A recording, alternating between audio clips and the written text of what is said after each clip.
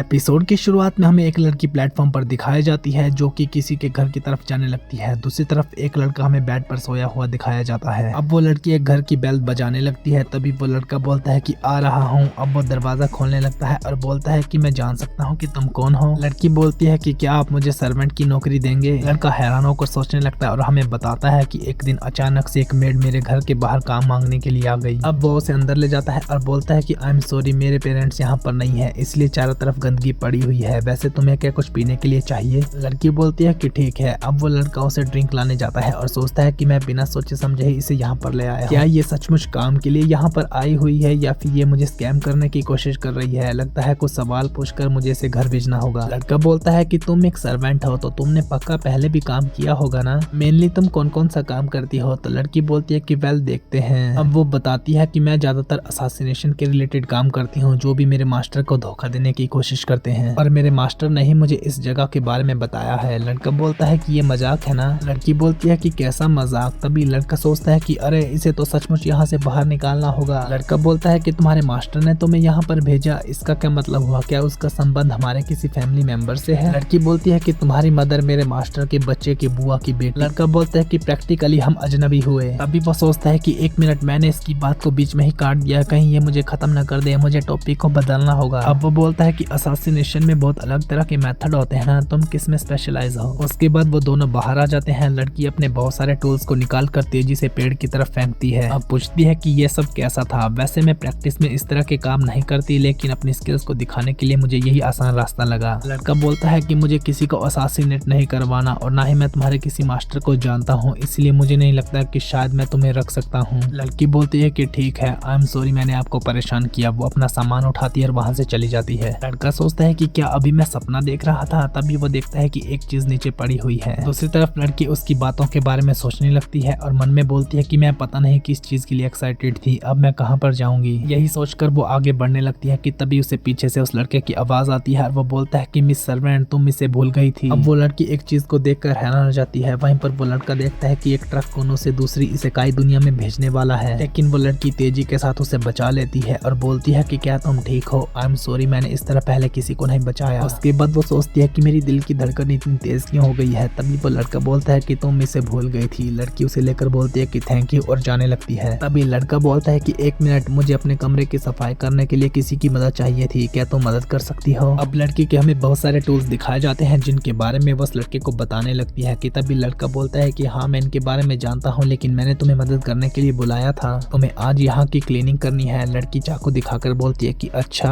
Cleaning, मैं समझती हूँ क्लीनिंग का क्या मतलब है। लड़का बोलता है कि क्लीनिंग से मेरा वो मतलब नहीं था। तो लड़की बोलती है कि क्लीनिंग से तुम्हारा क्या मतलब था। लड़का बोलता है कि अरे कमरे को देखो, चारों तरफ गंदगी पड़ी हुई है जिसे कि मैंने ही गंदा किया हुआ है। लड़की बोलती है कि अच्छा, तो यहाँ पर किसी की बॉडी पड़ी होगी। लड़का बोलता है कि नहीं, ये असासिनेशन वाले ख्याल अपने दिमाग से निकाल दो। क्लीनिंग से मेरा मतलब है कि कूड़े को बाहर निकालना, सफाई करना, लॉन्ड्री करना। वैसे मुझे एक हाउस कीपर की जरूरत है। सर्वेंट बोलती है कि एक हाउस कीपर। लड़का सोचता है कि उसने मेरी जान बचाई थी आखिरकार, और ये इतनी बुरी इंसान भी नहीं लग रही। सर्वेंट बोलती है कि अगर मैं ये हाउसवर्क का काम करूंगी तो क्या तुम मुझे रखोगे। लड़का बोलता है कि ठीक है। काम की वजह से उसकी हालत देखकर लड़का बोलता है कि मैं तो बस इसे इक्विपमेंट दिए थे, ये इतनी क्लमजी कैसे हो सकती है। लड़की बोलती है कि मुझे माफ कर दो, मैं अभी इसे साफ करती हूँ। कि तभी वो फिसल कर नीचे गिरने लगती है कि एकदम से फिर से बैठ जाती है। बोलती है कि सॉरी, मेरी वजह से तुम्हें परेशानी उठानी पड़ी। कि तभी बाल्टी उसके सर पर गिर जाती है। लड़का बाल्टी हटाकर बोलता है कि वैसे मैंने ही तुम्हें ये काम करने के लिए कहा था, जबकि तुम्हें ये काम नहीं आता। वैसे कोई भी काम सीखने के लिए देर नहीं होती। तभी वो उसके सर पर तौलिया रख देता है और आगे बोलता है कि चलो मैं भी तुम्हारी मदद करता हूँ, मिलकर सफाई करते हैं। अब सफाई करके लड़का बोलता है कि अरे ये रूम तो कितना ज्यादा साफ लग रहा है, मैं अपने आप को मोटिवेट ही नहीं कर पाता था अकेले साफ करने का, इसलिए तुमने मेरी बहुत मदद की, थैंक यू। अभी टाइम देखकर वो बोलता है कि मुझे रियलाइज ही नहीं हुआ कि कितनी देर हो चुकी है। अब मैं खाना खाना भी भूल चुका था इस चक्कर में। वैसे तुम्हें खाना बनाना तो आता है ना। सर्वेंट बोलती है कि नहीं सॉरी। तो लड़का बोलता है कि कोई बात नहीं, मेरे दिमाग में अल्टीमेट मेन्यू चल रहा है, तब तक तुम नहा कर आ जाओ। सर्वेंट नहाते हुए भी ये सोचने लगती है कि उसने मुझे जब थैंक यू कहा था। ये सोचकर वो पानी में और डूब जाती है। अब वो लड़का बताता है कि मेरा नाम है हितोयोशी ओगुआ, जो कि एक एवरेज हाई स्कूल का स्टूडेंट है। मैं अपनी समर वेकेशन को अपने पेरेंट्स के बिना ही एंजॉय कर रहा था, लेकिन इस टाइम पर मैं काफी ज्यादा नर्वस फील कर रहा हूँ, क्योंकि एक मेड जो कि एक असासिन है अचानक से मेरे घर के बाहर आ गई थी। लेकिन इस वजह से नहीं, वो लड़की काफी ज्यादा क्लमजी है, हो सकता है कि टॉवल के साथ ही वो बाहर आ जाए। तभी वो लड़की पूरे कपड़ों में आकर बोलती है कि पहले मुझे नहाने के लिए धन्यवाद। वो लड़का सोचता है कि मेरी दुख भरी जवानी। अब एक हरी सब्जी वो उसे देकर बोलता है कि जरूरी नहीं है कि तुम्हें इसे काटना ही है। सर्वेंट बोलती है कि चाकू चलाने में ही तो मैं तेज हूँ, और तेजी के साथ उस सब्जी को वो काट देती है।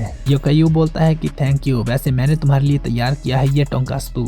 सर्वेंट बोलती है कि इस तरह की चीज शायद मैंने पहले भी खाई होगी, लेकिन मुझे फूड पर जरा भी इंटरेस्ट नहीं है, इसलिए मुझे कुछ भी याद नहीं। वैसे मुझे खाने को लेकर थोड़ा सा इंटरेस्ट तो है, लेकिन मुझे कुछ भी याद नहीं। योकायु बोलता है क्या तुम सीरियस हो, ये सब कितना बर्बाद है, आज के बाद जब तुम इस टोंकात्सु को टेस्ट करोगे तुम्हारी सोच बदलने वाली है। सर्वेंट बोलते है कि ठीक है। तो योकायु बोलता है क्या तुम मजाक कर रही हो, ये सबसे डलेस्ट रिएक्शन था। अब वो खाना तैयार करके बोलता है कि चलो इसे खाना शुरू करते हैं। मिस सर्वेंट वैसे तुम्हारा नाम क्या है? सर्वेंट बोलती है कि मेरा कोई भी नाम नहीं है, मेरे सारे एम्प्लॉयर मुझे किसी भी नाम से बुलाते रहते थे, इसलिए आप भी मुझे अब किसी भी नाम से बुला सकते हो मास्टर योकोया। योकोया बोलता है कि ठीक है, फिलहाल मैं तुम्हें मिस सर्वेंट से ही बुलाऊंगा, क्योंकि नाम रखने में मैं काफी ज्यादा बुरा हूँ। सर्वेंट सोचती है कि आज तक मेरे नाम से मुझे कभी फर्क नहीं पड़ा, लेकिन आज ये अजीब क्यों लग रहा है। उसके बाद वो खाना शुरू करते हैं। योकोया पूछता है कि अब बताओ तुम्हें ये कैसा लगा। सर्वेंट सोचती है कि हमेशा की तरह मुझे आज भी कोई भी टेस्ट फील नहीं हो रहा, मुझे बस ये गर्माहट महसूस हो रही है। और उसके बाद वो बोलती है कि हाँ ये टेस्टी है। योकोया बोलता है कि देखा मैंने कहा था ना, मुझे ये सुनकर खुशी हुई। सर्वेंट सोचती है कि बात से लेकर इस खाने तक और इस आदमी तक मुझे हर चीज में गर्माहट महसूस क्यों हो रही है। योकोया बोलता है कि सेकंड फ्लोर पर मैंने तुम्हारे रहने के लिए कमरा तैयार किया है, अगर तुम्हें कुछ भी प्रॉब्लम हो तो तुम मुझे बता सकती हो। सर्वेंट बोलती है कि आपने मेरे लिए कमरा तैयार किया है। योकोया बोलता है कि हाँ। सर्वेंट मन में बोलती है कि मेरा कोई नाम नहीं है। तभी उसे मास्टर की बातें याद आती है कि तुम्हारी स्किन काफी ज्यादा ठंडी है और तुम्हारा दिल भी। ये सोचकर वो मन में बोलती है कि मैं नहीं चाहती थी कि वो मुझे कुछ ऐसा नाम दे जो कि कोल्ड हो। तभी योकोया बोलता है कि तुम इस टोंकात्सु को बिना सॉस के खा रही हो। सर्वेंट बोलती है तो फिर मुझे कैसे खाना चाहिए। योकोया बोलता है कि कात्सुदा सॉस के साथ। अब वो सॉस को मिलाकर जैसे टेस्ट करती है तो सर्वेंट के होश उड़ जाते हैं। वो बोलती है कि इतना टेस्टी। अब हमें रात का सीन बताया जाता है। योकोया की बुरे सपने की वजह से नींद टूट जाती है। वो बोलता है कि मुझे एक बुरा सपना फिर से बहुत दिनों के बाद आया। आई थिंक किचन में कुछ रामेन के पैकेट बचे हुए थे। तभी वो जाने लगता है कि वो सोचता है कि किचन में कोई पहले से ही है, कहीं वो असासिनेशन वाला काम तो नहीं कर रही। तभी वो देखता है कि वो सर्वेंट अंदर जाकर सॉस को खा रही है। योकोया को देखकर सर्वेंट नर्वस हो जाती है। वो बोलती है कि मुझे माफ कर दो। तो योकोया बोलता है कि कोई बात नहीं, वैसे क्या तुम्हें भी इस टाइम पर भूख लगी थी? तो सर्वेंट बोलती है कि वेल मैं सोच रही थी कि कल का दिन क्या पता मेरा आखिरी दिन हो, इसीलिए मुझे लगा कि मुझे कम से कम इसे टेस्ट कर लेना चाहिए। तो लड़का बोलता है कि तब मेरे पास एक अच्छा आइडिया है। अब वो खाने के लिए बहुत सारी चीजें बनाता है और बोलता है कि इसके इंग्रेडिएंट्स घर में तो नहीं है, लेकिन फिर भी ये टेस्टी है। अब वो सॉस के साथ उसे खाकर बोलती है कि ये सचमुच टेस्टी है। योकायु बोलता है कि क्या तुम्हें बस सॉस का ही टेस्ट पसंद आया? सर्वेंट बोलती है कि मास्टर योकोया क्या तुम्हें बुरे सपने आ रहे थे? तो योकोया बोलता है कि तुम्हें कैसे पता?